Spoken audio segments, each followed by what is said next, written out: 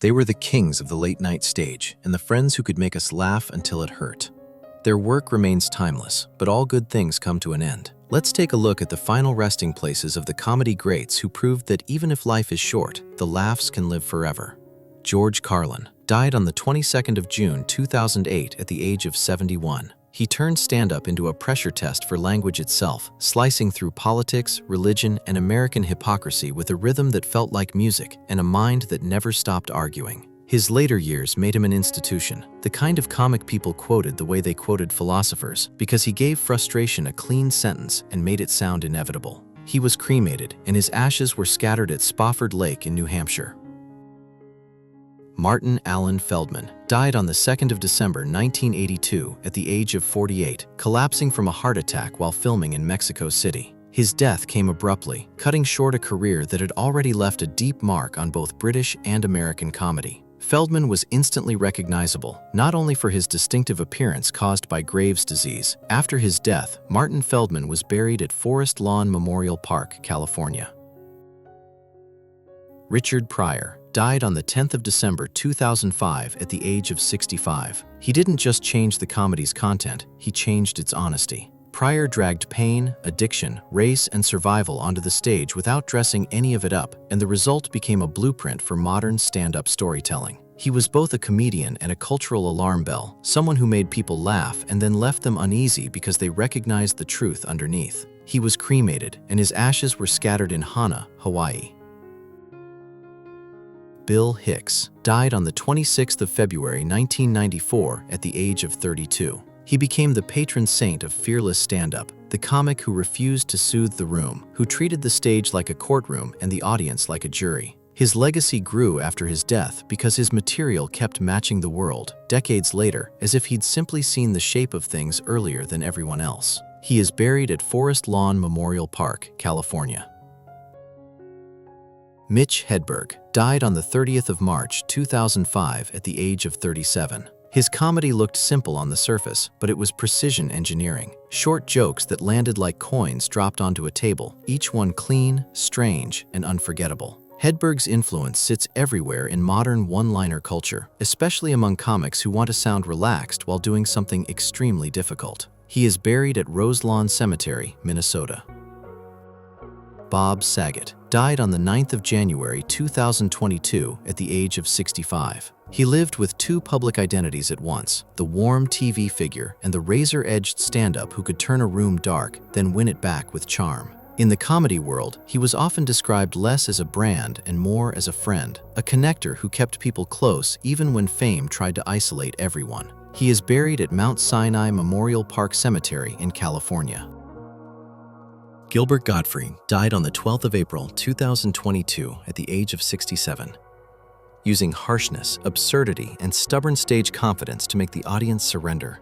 The longer his career went, the clearer it became that the annoying tone was part of the craft, a deliberate mask that let him say things other comics couldn't. He is buried at Sharon Gardens Cemetery, New York. Robin Williams died on the 11th of August 2014 at the age of 63. Popular on TV for his heartfelt roles, he also moved like electricity on stage, improvising at a speed that made it feel like his brain had no brakes. What made him last wasn't just energy, it was tenderness. He could be wild one second and painfully human the next, and audiences trusted him because that emotional switch felt real. He was cremated, and his ashes were scattered in San Francisco Bay. Bernie Mac died on the 9th of August 2008 at the age of 50. He didn't ask for permission from the crowd. He grabbed the room by the collar and made it listen. His comedy carried the authority of someone who'd lived every line, and that authenticity made him feel larger than the stage, like a family member telling the truth too loudly, then making you laugh because you can't decolacheni it. He is buried at Washington Memory Gardens in Homewood, Illinois. Michel Colucci died on the 19th of June 1986 at the age of 41. In France, he wasn't only a comedian, he was a national force, a working-class voice who used humor to humiliate hypocrisy. His comedy had bite, but it also had purpose. And that seriousness underneath the jokes is part of why he remained iconic long after his death. He is buried at the Cimetière de Montrouge in Paris, France. Rodney Dangerfield died on the 5th of October 2004 at the age of 82. His no respect persona became legendary because it was more than a catchphrase. It was a whole worldview, delivered with timing so sharp it felt like a metronome. He made insecurity funny without making it small, and that honesty turned into a universal language for anyone who ever felt overlooked. He is buried at Pierce Brothers Westwood Village Memorial Park in California. Gilda Radner died on the 20th of May, 1989 at the age of 42. She helped define a new era of American comedy where characters weren't just jokes, they were emotional portraits.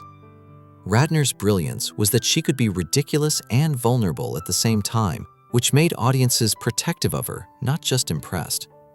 Her legacy still sits inside modern sketch and stand-up alike, a reminder that sweetness can be powerful on stage. She is buried at Long Ridge Union Cemetery in Stamford, Connecticut. George Burns died on the 9th of March, 1996 at the age of 100. He made longevity part of the act, turning old age into a comedic instrument rather than a limitation. Burns represented an earlier style of timing and elegance, but his influence never vanished. He proved that a comedian could survive changing eras by staying sharp, not by chasing trends. He is buried at Forest Lawn Memorial Park in California. Richard Lewis died on the 27th of February 2024 at the age of 76. He turned neurosis into artistry, building stand-up around anxious confession and self-awareness like he was narrating the inside of his own head in real time. What made him last was the voice, that uniquely tense honesty that still felt generous because he was usually mocking himself before anyone else could. He was laid to rest at Temple of Aaron Cemetery in Roseville, Minnesota.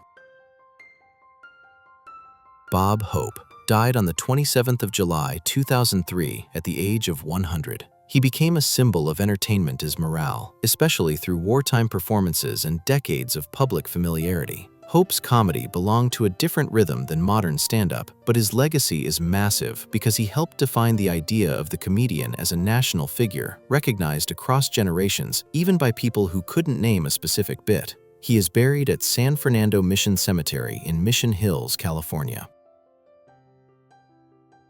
Don Rickles died on the 6th of April 2017 at the age of 90. He made insult comedy feel like a weird form of affection, a performance of aggression that audiences accepted because his timing was perfect and his intent was strangely warm. Rickles didn't just roast people, he dominated rooms, proving that stage control could be louder than the joke itself. He is buried at Mount Sinai Memorial Park in Los Angeles. Red Skelton died on the 17th of September, 1997 at the age of 84. He carried vaudeville-era warmth into modern television, building comedy that leaned on innocence, physicality, and a deep understanding of the audience's mood. Skelton's influence sits behind a lot of family-friendly American entertainment, the kind that treats laughter as comfort rather than confrontation. He was laid to rest at Forest Lawn Memorial Park in Glendale, California.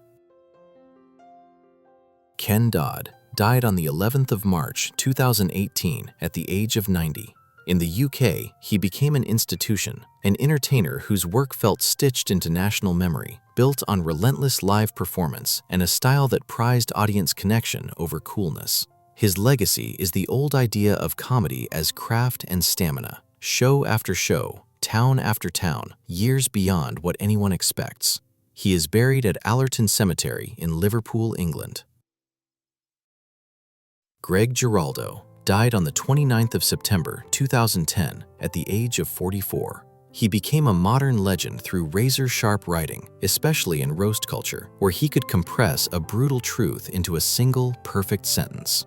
But beyond the roasts, he was a stand-up with real range, smart, angry, self-aware, and often surprisingly vulnerable when he let the mask slip. He is buried at Good Ground Cemetery in New York. Lenny Bruce died on the 3rd of August 1966 at the age of 40. He wasn't just a comedian, he became a turning point, the figure people point to when they talk about stand-up as free speech, as social criticism, as something that can threaten power. Bruce's work helped create the conditions that later allowed modern stand-up to exist the way it does now, raw, political, and willing to offend. He is buried at Eden Memorial Park in California. Jackie "Moms" Mabley died on the 23rd of May, 1975 at the age of 81.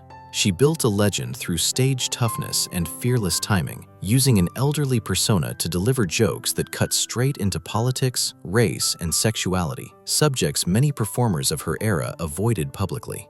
Her influence shows up whenever a comedian uses a harmless mask to say something dangerous. She is buried at Ferncliff Cemetery in New York.